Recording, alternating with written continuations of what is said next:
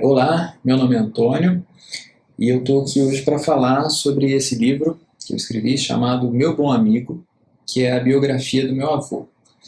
Bom, antes de falar do livro e de me apresentar, eu queria desde já parabenizar a Biblioteca do Cefet por essa iniciativa, que é tão importante no sentido de incentivar a leitura, a escrita, através do conhecimento sobre os processos de escrita, inclusive de colegas, de professores aqui do Cefet. Achei a iniciativa muito interessante e agradeço a oportunidade de estar aqui hoje para falar um pouco sobre o que eu escrevi e poder, de alguma forma, também dialogar com os nossos alunos. Meu nome é Antônio Augusto Braico, eu sou professor do Cefet desde 2015, sou vinculado ao Departamento de Linguagem e Tecnologia, o DELTEC, que é um departamento que cuida da língua portuguesa e língua inglesa para o ensino médio, é responsável também pelo curso de letras e por 2 cursos de pós-graduação em estudos de linguagem, mestrado e doutorado. Eu, inclusive, sou ex-aluno desse mestrado em estudos de linguagem do Cefet, depois eu fiz meu doutorado em estudos linguísticos na UFMG, e a minha formação de base não é em letras, eu sou formado em comunicação social. Então aprendo muito todos os dias com os meus colegas de departamento e atualmente leciono língua portuguesa e redação para o ensino médio e algumas disciplinas também do curso de letras. Bom, na pós-graduação, na área acadêmica, a gente escreve muitos textos técnicos científicos, a nossa leitura acaba indo muito por aí também, mas hoje eu não queria falar desse tipo de produção, mas sim de um gênero que é a biografia, e mais especificamente sobre a história do meu avô e a importância de ter esse registro de uma pessoa que fez um trabalho social muito forte, e nós achamos, nossa família e amigos também, que era importante ter esse registro do trabalho dele, sobretudo para incentivar outras pessoas no sentido do trabalho com a caridade. Acho que talvez esse tenha sido o principal motivador, além, é claro, dos aspectos relacionados ao registro de uma pessoa que é muito cara para a família, principalmente para o neto. Em geral, os netos têm essa relação muito próxima e muito bonita com os avós. E não foi diferente a minha relação com o meu avô, e esse livro, na verdade, ele tem uma história muito peculiar, porque eu me recordo que parece triste, mas talvez nem tanto, eu me lembro do velório do meu avô, quando alguém disse, eu não me lembro quem, em que situação, que era preciso escrever uma biografia sobre o meu avô. Só que isso foi há mais de 20 anos.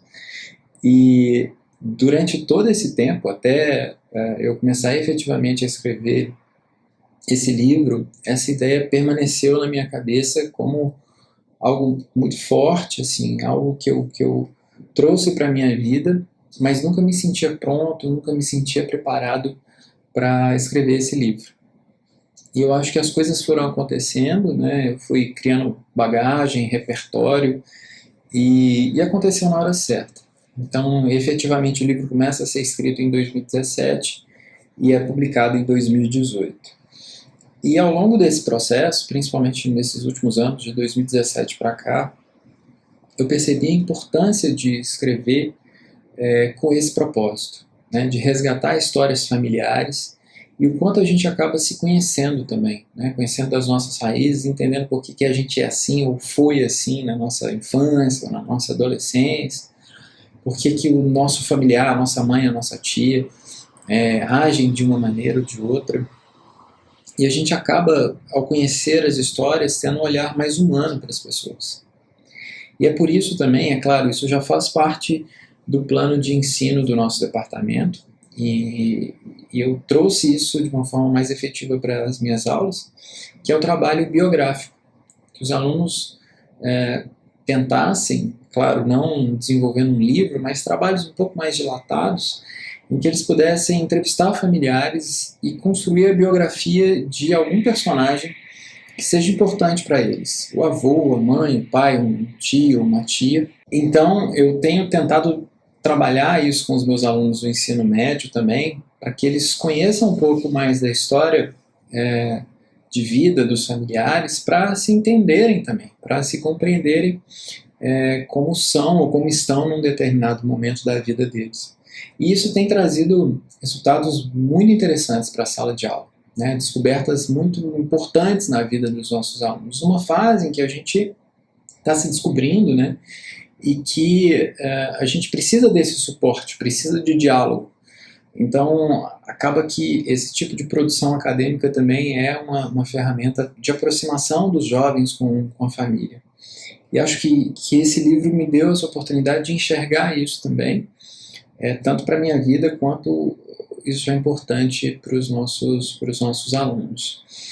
E escrever também é uma forma de catarse, né? A gente coloca para fora as nossas ideias, os nossos sentimentos, e depois, quando a gente vai ler, a gente tem uma possibilidade maior de se compreender também, de se compreender de uma determinada maneira.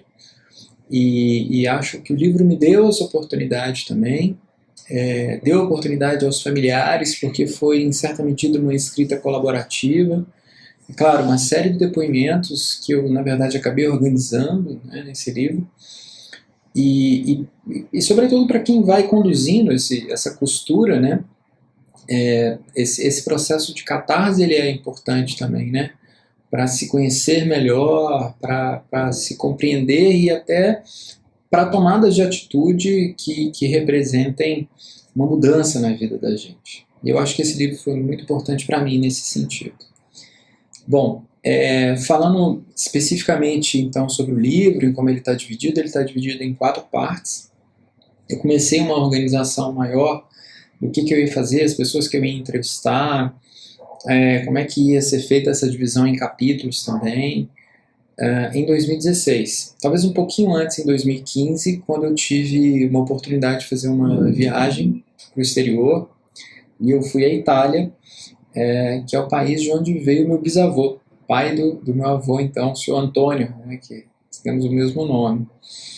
E o meu bisavô, chamado Vito Braico, ele veio de uma pequena cidade da Itália que eu tive a oportunidade de conhecer, e aí eu acho que a primeira parte desse livro deveria ser um resgate histórico também, não só da família, mas de histórias sobre a imigração italiana para o Brasil, por exemplo, né?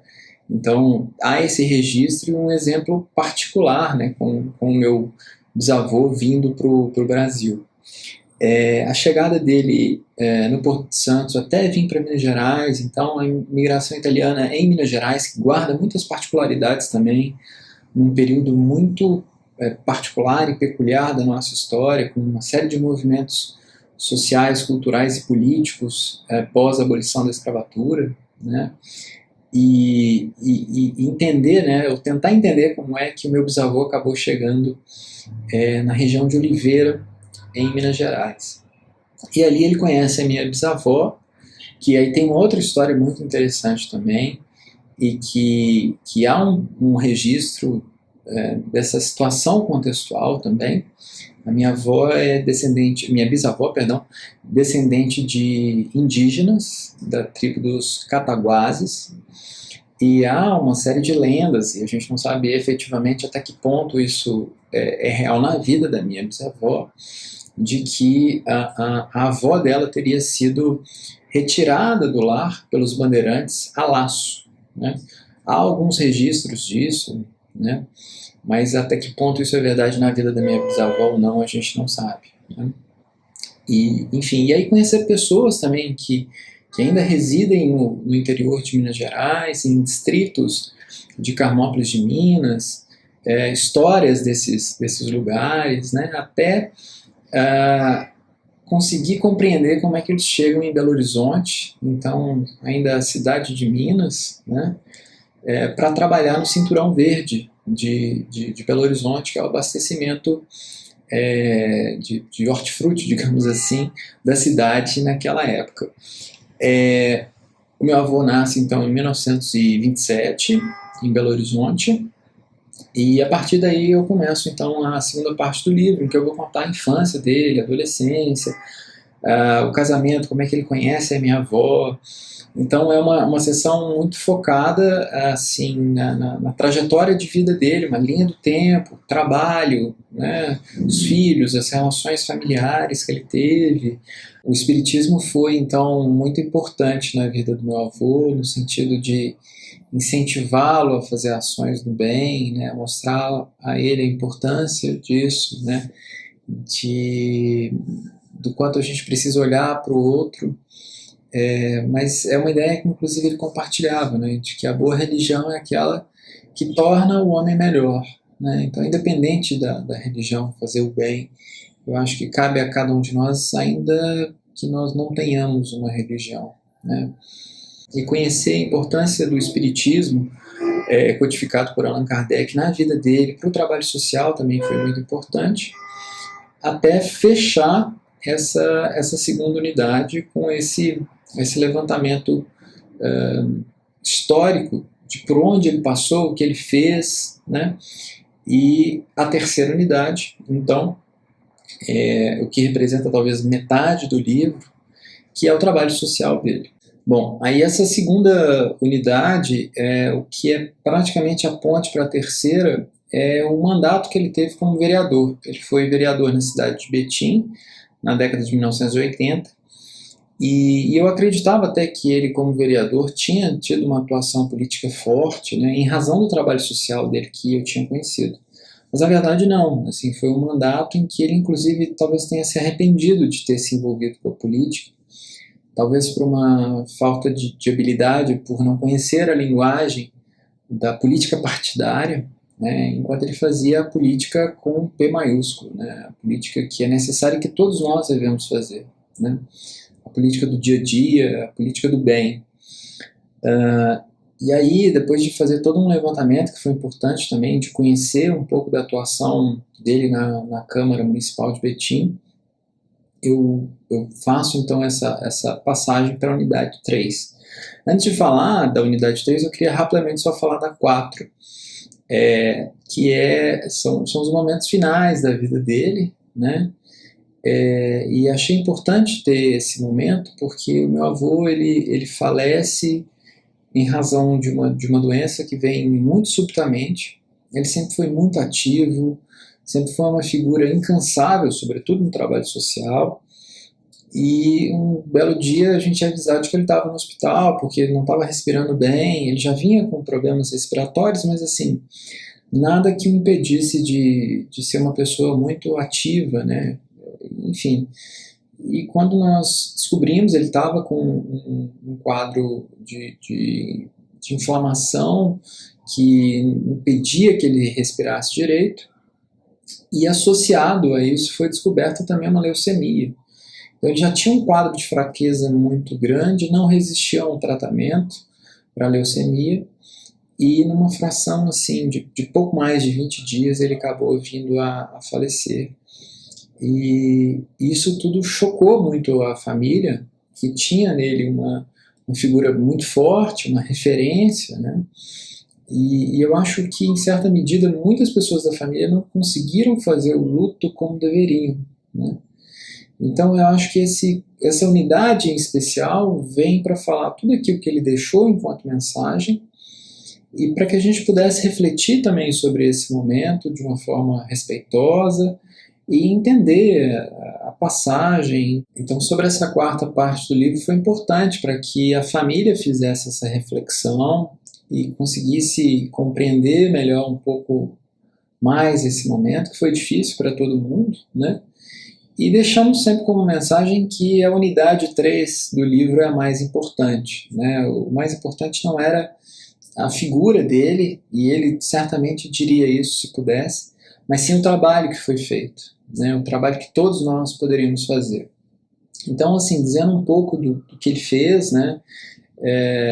Foi uma figura muito atuante junto, e a gente está falando de um cenário um pouco diferente do que a gente tem hoje, nas décadas de 60, 70 e 80 principalmente, com crianças, com pessoas em situação de rua, em que as nossas políticas públicas voltadas para esses públicos eram muito distintas do que a gente tem hoje. Se hoje elas ainda são um pouco limitadas, e a atuação do Estado ainda também não seja tão efetiva, na época isso ainda era um pouco pior, né? E então ele abria a casa dele como um abrigo, né? Como era uma extensão do lar para essas pessoas, né? Para famílias em situações difíceis. Ele tinha assim, uma autonomia, uma proatividade de ir até a casa das pessoas, de conversar com as pessoas, era uma figura com uma oratória, né? Ele falava muito bem, se expressava muito bem, tinha sempre boas intuições, né? Então era sempre um ótimo conselheiro, sempre buscava fazer intermediações, mediações, e sempre tinha bons resultados, né? Tinha o trabalho da caridade efetiva, a caridade material, digamos assim, né, com as doações que ele fazia, mas também tinha essa caridade emocional, né, no sentido de conversar, de procurar compreender as pessoas, de compreender as realidades. E ele tinha um trabalho também forte com alcoolistas, né, ajudou muitas pessoas a conviverem melhor com o vício. Não sei se a gente pode falar efetivamente em acabar com o vício, mas ele tinha essa luta também, né? Era uma figura que teve também em Betim, eu acho que esse registro histórico também da cidade é importante, né? Uma atuação muito forte em alguns bairros da cidade, né? O bairro Bandeirinhas, que hoje se desenvolveu muito como uma área industrial na cidade de Betim, mas que na época e ainda hoje tem os seus problemas, as suas questões sociais, em que ele teve uma atuação forte ali também, no trabalho com as famílias, no trabalho com as mães, com as crianças. Teve um trabalho também na colônia Santa Isabel, que é uma colônia que recebia pessoas com hanseníase, é uma área hoje de referência para o tratamento a essas pessoas, e Betim, e a colônia Santa Isabel, tem uma história que é importante ser resgatada, é importante ser registrada, é importante ser conhecida. Bom, então ele tinha essa atuação também na colônia Santa Isabel, e no bairro que começava a se formar no entorno, hoje conhecido como Citrolândia, que é uma região grande em Betim, né? E em que ele tinha também, mais uma vez, um trabalho com pessoas que acabavam sendo isoladas, que não tinham contato com a família. Então, de certa maneira, ele tentava fazer essa intermediação, acabava sendo uma extensão da família para essas pessoas, e não à toa, por uma série de motivos, evidentemente, mas ele era visto com muito carinho como o tio Braik, né? Como essa figura que era muito querida pelas crianças, tantas crianças que ele ajudou, pelas famílias, pelas mães, enfim. E a gente achou que isso tudo era importante, e levantar essas histórias, né, depois desses 20 anos, talvez tenha sido o grande desafio desse trabalho, né? Muitas pessoas a gente acabou não localizando, muitas pessoas já se esqueciam dos detalhes, né? E a gente teve que fazer um trabalho muito paciente e indo e vindo, né, através de uma série de conversas, mas no final foi possível fazer a construção desse livro que não deixa de ser também um resgate histórico da cidade de Betim, um resgate histórico um pouco de Belo Horizonte também, e em como a narrativa de vida do meu avô vai servindo como costura dessas histórias, transição ao longo das décadas de 60, 70, 80, principalmente, em que o trabalho dele vai ser mais ativo socialmente, né? Eu acho, então, que o maior aprendizado nesse livro foi, como ele gostava de lembrar o mestre, né? O que a mão direita faz, a esquerda não precisa saber. E eu acho que essa foi a grande dificuldade, porque ele fazia o bem sem divulgar, sem querer nada em troca. Então, buscar as pessoas que, porventura, ele tenha contribuído na vida delas foi algo muito difícil. Inclusive, eu faço menção à capa do livro, que apresenta ele no meio de algumas crianças, né? É uma foto muito bonita, muito representativa assim, do trabalho dele. E eu não consegui localizar nenhuma dessas crianças, né? Eu não sei por onde andam essas crianças, esses adultos hoje, né? E talvez não tivesse que descobrir mesmo, né? Talvez fosse melhor assim. E o nome do livro também eu acho que é interessante falar, né? Meu bom amigo, ele tinha essa brincadeira comigo e com alguns outros primos, né? Ele dizia meu bom amigo, e falava isso em inglês, inclusive, né? Tinha essa brincadeira. Mas ele era um bom amigo para todo mundo, né? É uma figura que granjeava amigos mesmo, né? Era uma figura em que todos queriam estar perto dele. Não à toa pela figura engraçada que ele era, desprendida materialmente, um sujeito que nos ensinava muito, muito inteligente, com ótimas tiradas, ótimas sacadas, e, enfim, deixa um exemplo muito importante para que a gente siga, ainda mais nos momentos em que a gente vive, de paciência, de tolerância, mas de ação também, né? Para que a gente possa mudar as realidades em que nós estamos inseridos, né? Isso cabe a cada um de nós e nós podemos fazer isso com um trabalho silencioso, com um trabalho efetivo, um trabalho que observe as reais necessidades das pessoas, sejam elas materiais, sejam elas, às vezes, uma simples conversa, um olho no olho, um abraço, o que pode mudar a vida de tantas pessoas. O livro não foi comercializado, ele não está disponível para venda, mas ele está disponível online para baixar, gratuitamente, evidentemente, e quem quiser saber mais a respeito, o link vai ser disponibilizado também. Eu queria adicionalmente dizer que esse livro teve revisão da Poliana Matos Vecchio, que é servidora do Cefet e é também estudante da pós-graduação do nosso curso de estudos de linguagem, e teve também um projeto gráfico editorial da Letícia Santana Gomes, que é ex-aluna do curso Letras do Cefet e é também hoje doutoranda em estudos de linguagem do Cefet, pessoas que foram muito importantes para a construção desse livro, além de todas aquelas que contribuíram com depoimentos, que contribuíram incentivando, indicando caminhos e dizendo que era possível escrever. E de fato foi.